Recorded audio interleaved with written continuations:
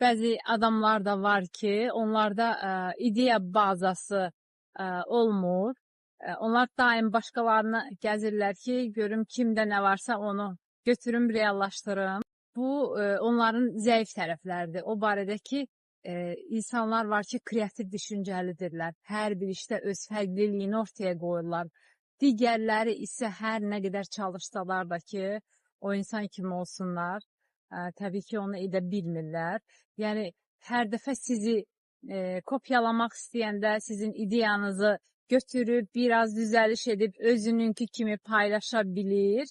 Amma əgər insan yaradıcı düşüncədədirsə, onun ideyası heç vaxt bitmir. O çünki yeniliyə açıqdır, yeniliyə fokusludur.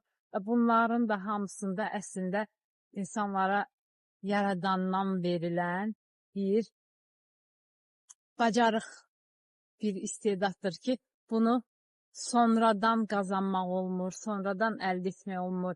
Əslində ola bilər, hər bir şeydə ola bilər. Biz gedərik, müəyyən məşğul ola bilərik, yəni ki, nələrləsə.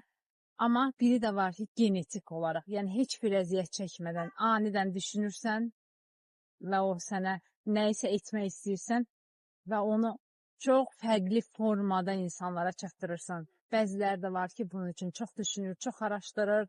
Yəni, fərqlərimiz odur. Güclü tərəfim mənim budursa, səninki odur. Yəni, sən məndən götürə bilərsən, sən məndən kopyalaya bilərsən.